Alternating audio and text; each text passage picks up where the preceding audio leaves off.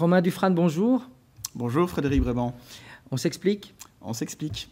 Romain Dufrane, vous êtes administrateur de la société Ecostérile, une entreprise montoise qui est spécialisée dans le traitement et le recyclage des déchets hospitaliers. Très belle success story wallonne, vous êtes présent sur 5 continents, dans 60 pays, on y reviendra. Il faut rappeler quand même qu'Ecostérile ne s'appelait pas Ecostérile il y a plus de 70 ans et que vous étiez dans un tout autre secteur. Racontez-nous un peu cette histoire familiale. Tout à fait. Donc, Ecostérile ne s'appelait pas Ecostérile, mais les ateliers mécaniques du Borinage. Le Borinage qui se situe dans la région de Mons, fondé par mon grand-père. Mon grand-père qui était ingénieur des mines et avait besoin de pièces mécaniques pour les charbonnages, à l'époque. Et puis mon papa est arrivé dans l'entreprise bien après pour reprendre l'entité, reprendre ses ateliers mécaniques et via son réseau, donc refaire des machines. On est fabricant en machines historiques, on fabrique des machines dans différents secteurs. Et donc on a toujours été sous-traitant machines pour des entreprises dans l'environnement. Et alors, il y a un moment, vous basculez, AMB bascule dans le traitement des déchets hospitaliers. Ça se fait en quelle année et pourquoi ce changement radical ? En fait, donc ça s'est fait dans les années 2000 via des réseaux, des contacts des amis, notamment à mon papa, où on s'est vraiment rendu compte qu'il y avait une niche dans les déchets hospitaliers. Qui représente une partie très infime du secteur des déchets, et qu'aujourd'hui, tous ces déchets-là étaient incinérés. Et donc, il y avait des études, notamment à l'Université de Paris, sur une forme de décontamination de ce type de déchets de manière écologique, par micro-ondes. Et donc, on s'est un peu intéressé, on s'est dit, c'était intéressant de regarder un petit peu ce qu'ils font. Et donc, on a repris un petit peu ce savoir qu'on a industrialisé, qu'on a breveté, d'où est née, en 2003, la première machine Ecostérile installée à Paris. Et comment vous faites connaître ? Comment ça prend la sauce ? Comment le succès d'Ecostérile va-t-il naître finalement ? Mais en fait, on est vraiment dans deux volets. On est vraiment à la fois dans le volet de la santé et dans le volet de l'environnement. Bon, voilà, aujourd'hui, c'est vraiment deux secteurs qui porteurs. Et à l'époque, on le sentait déjà. Et depuis toujours, il y a toujours eu il y a deux filières de décontamination, de traitement de ce type de déchets, l'incinération ou l'enfouissement, qui est en fait un cycle linéaire du déchet. Et on a toujours voulu apporter une forme de circularité, déjà à l'époque, dans l'idée de ce type de déchet qui est dangereux, le décontaminer et donc lui apporter une seconde vie potentielle. C'est-à-dire que vous éliminez tout danger potentiel de ces déchets hospitaliers, mais surtout que vous êtes beaucoup plus écologique que l'incinération. Et c'est ce qui explique que petit à petit, votre solution Ecostérile s'est répandue dans les hôpitaux, dans 60 pays, je le répète, sur 5 continents. Tout à fait. Donc, on éradique l'ensemble des bactéries et des virus de déchets via notre système 100% électrique, via des micro-ondes. Et donc, ce déchet, en fait, on le rend non dangereux, comme assimilable à un déchet ménager, comme vous, dans vos poubelles. Et donc, ce déchet peut être recyclable, peut être trié.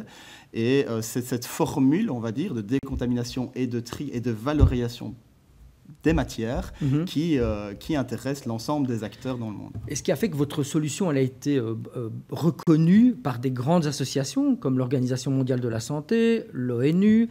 Certains grands pays ont accepté aussi votre solution. Et c'est ça qui a été le moteur de la croissance progressive de Ecostérile ? Oui, tout à fait, notamment avec l'aide de la WEX. On a très vite été à la grande exportation en participant à différentes missions. On a suscité l'intérêt de grands acteurs et de ministères. Donc, ça fait que nous sommes présents sur l'ensemble du territoire kényan. Donc, on a un contrat, notre client, c'est le ministère de la Santé qui a vu cette opportunité. Et tous les grands organismes, comme vous venez de dire, effectivement, l'ONU, l'OMS, qui sont les Nations Unies, qui sont directement nos clients à l'international, notamment pour équiper des petites îles en Micronésie, un endroit un peu inaccessible. Voilà. Alors, on est près de 20 ans après le lancement d'Ecostérile. Vous êtes sur tous les continents, je l'ai dit, dans 60 pays. Et on est aussi au pays du surréalisme. C'est 100% d'export. Vos machines ne sont pas dans les hôpitaux belges. Pourquoi ? Oui, c'est effectivement une constatation historique. voilà, en Belgique, la situation déjà est complexe parce qu'il y a 3 régions, il y a 3 réglementations différentes.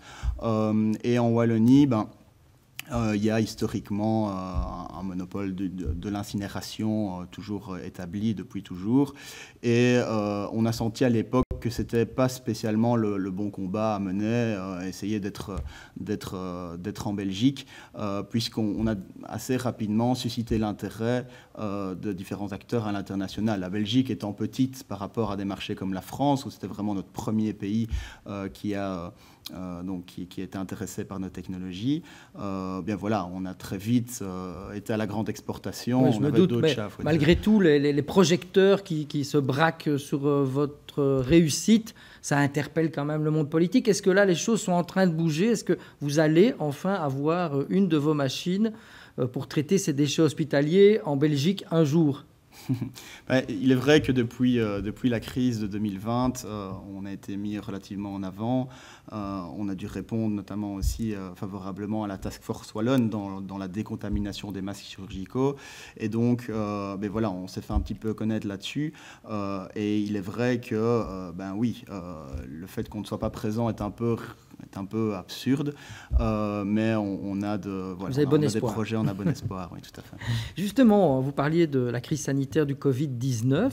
Est-ce que, malheureusement, paradoxalement, ça a été une bonne chose pour vous? Est-ce qu'on a traité plus de déchets hospitaliers à travers le monde, ou est-ce que ça a été plutôt des vases communicants, vu qu'on a traité peut-être certaines maladies de manière moins pressante pour se concentrer sur le Covid? Quel est le bilan de cette année et demie de coronavirus?